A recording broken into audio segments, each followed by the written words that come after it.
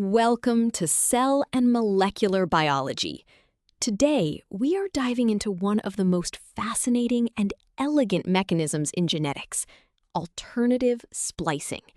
If you have ever wondered how a relatively small number of genes can build something as complex as the human body, you are in the right place. We will build this concept from the ground up, so do not worry if you are completely new to it. Let us get started.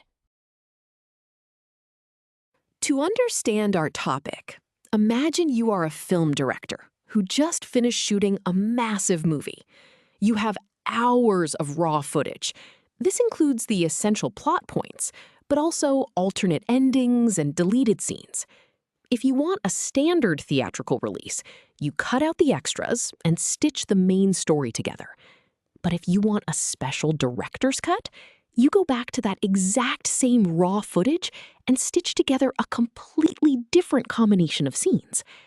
In biology, your cells do the exact same thing with their genetic instructions. This brilliant editing process allows a single gene to produce many different versions of a protein.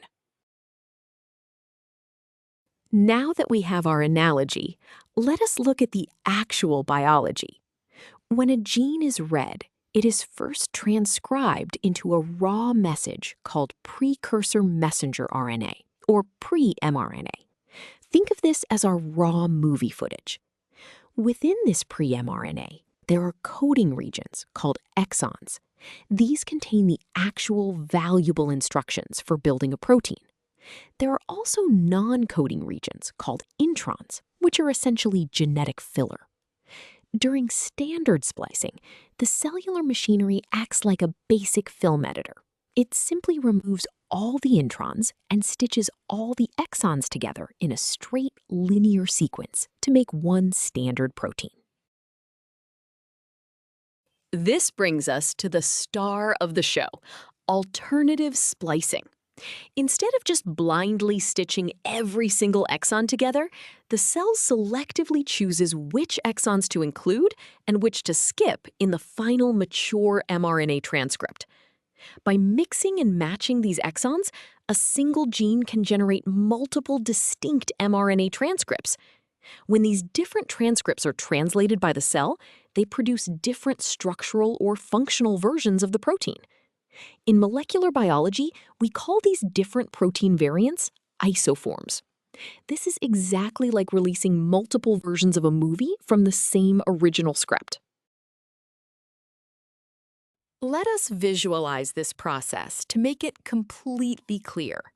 On screen, you are looking at a diagram of a single pre-mRNA strand at the top, containing 5 distinct exons.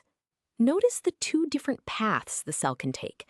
On the left, the splicing machinery decides to skip exon 4, stitching together exons 1, 2, 3, and 5. This creates protein isoform A.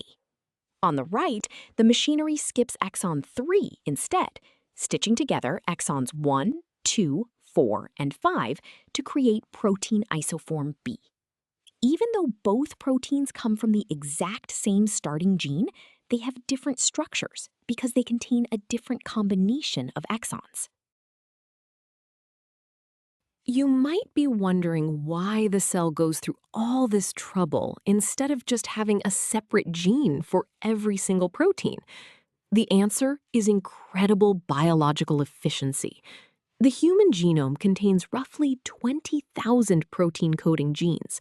Surprisingly, this is about the same number of genes as a microscopic worm. Yet our bodies produce well over 100,000 different proteins to build complex structures like the brain and immune system. Alternative splicing is the magical mechanism that bridges this gap, allowing a limited number of genes to create a vast diversity of proteins. It is so critical that when this process makes a mistake, it can lead to severe genetic disorders, such as spinal muscular atrophy. Now that we understand the biological importance, let us look at the mathematics behind it. To truly appreciate the power of alternative splicing, we can use combinatorics. The formula on your screen, n equals 2 to the power of n calculates the maximum theoretical diversity a gene can generate. Let us break down the symbols. N represents the total maximum number of distinct protein isoforms that can be produced. The variable n represents the number of alternatively spliced exons. These are the flexible exons the cell can choose to keep or cut. The base number 2 represents the binary choice for each of those exons. It is either included or it is skipped. As the number of flexible exons increases, the total number of possible proteins grows exponentially. Before we move on, let us see this formula in action with a concrete example. Imagine a newly discovered gene in a human muscle cell that contains a total of 10 exons. We are told that 4 of these are constitutive, meaning they are permanently included in every version of the protein.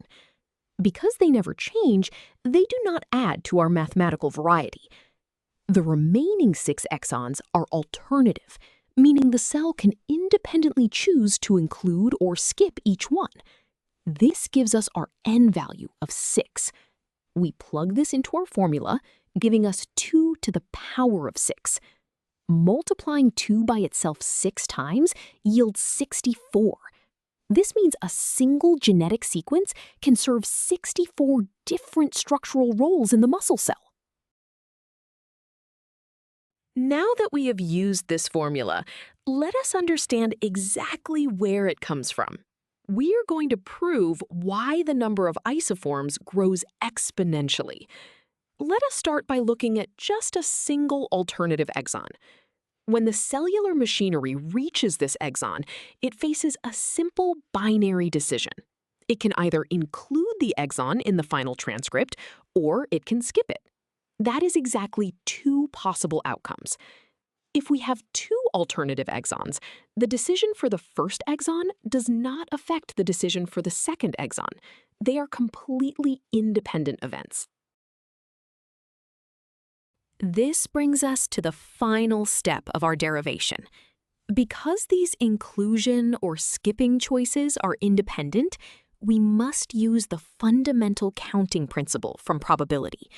This principle states that we multiply the number of options for each independent event together.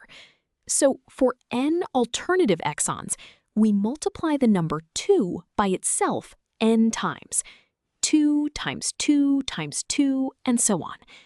Mathematically, multiplying a number by itself n times is written as an exponent, giving us 2 to the power of n.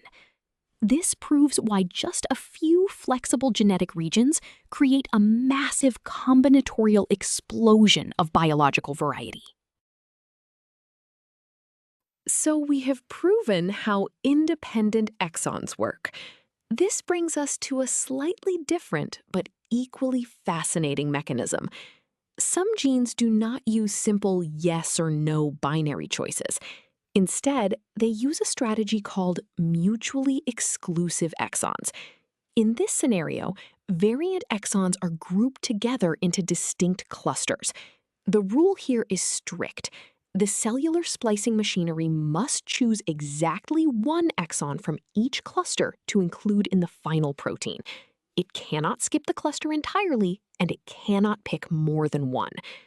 A famous biological example of this is the DSCAM gene found in the fruit fly, which uses this exact multiple choice system to wire its complex nervous system. Because the biological mechanism is different here, our mathematical approach must also change. We can no longer use base 2 because the choices are not binary.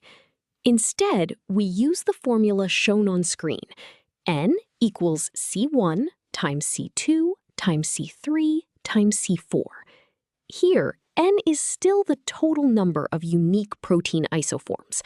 The variables C1, C2, and so on represent the specific number of variant exons waiting in each individual cluster. Conceptually, this formula comes directly from probability. Every time the machinery makes a choice in one cluster, it branches out into multiple new possibilities for the next cluster, multiplying the total outcomes. Let us apply this new formula to the actual DSCAM gene in the fruit fly. We are given 4 clusters. Cluster A has 12 variant options. Cluster B has 48 options. Cluster C has 33 options. And cluster D has 2 options. We are asked to find the total number of unique proteins this single gene can make. We simply substitute these values into our equation, multiplying 12 by 48 by 33 by 2. The final result is an astonishing 38,016 unique protein isoforms. Physically, this means a single fruit fly gene can produce over 38,000 different proteins, which is actually more than the total number of genes in the entire fruit fly genome. Now that we have seen the massive number this formula produces, let us quickly prove why we multiply these specific cluster values together. Just like our previous proof, this relies on the fundamental counting principle. Each cluster represents an independent multiple-choice selection. Selecting a specific variant from cluster A does not restrict or change the available choices in cluster B. Because every single path through the gene is valid, we must multiply the number of options at each step to find every possible unique path the splicing machinery can take. This classic application of combinatorial mathematics perfectly models the biological reality of the DSCAM gene. We have covered a lot of ground today, so let us summarize the most important ideas. First, alternative splicing is the evolutionary innovation that allows a single gene to be edited into multiple distinct protein isoforms. Second, we learned that independent exon choices create exponential diversity, which we can calculate using 2 to the power of n. Finally, we saw how mutually exclusive clusters multiply options to create massive complexity, proving that biology is not just about how many genes you have, but how creatively you use them. You now have a solid understanding of both the biology and the mathematics of alternative splicing. Great job!